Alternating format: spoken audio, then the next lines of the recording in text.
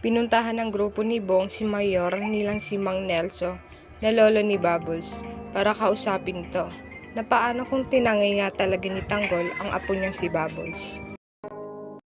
Naisip din ni Mang Nelso kaya naman pinuntahan naman niya ang mga kaibigan ni Tanggol. Sinuntok niya mga ito para paaminin na kung saan talaga nagpunta si Tanggol. Pero tanging sagot lang ng mga ito na wala silang alam talaga kung nasaan si Tanggol.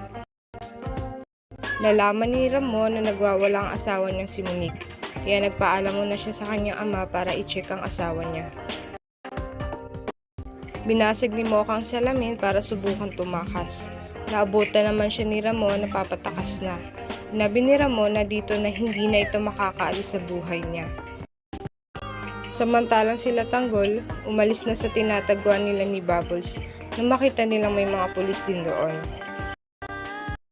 Nagpaalam si Tanggol kay Bubbles na baka pwedeng pupunta muna sila sa kanilang bahay.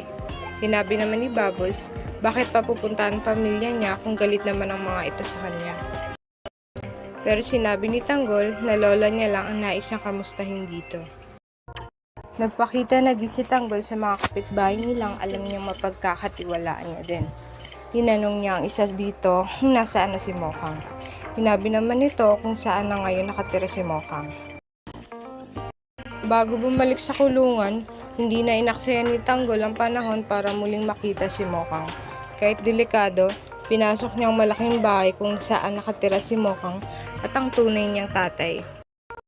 Gulat naman si Tanggol na makita niya si Olga na kilala niya bilang si Aling Beng, na kaibigan ng nanay niya.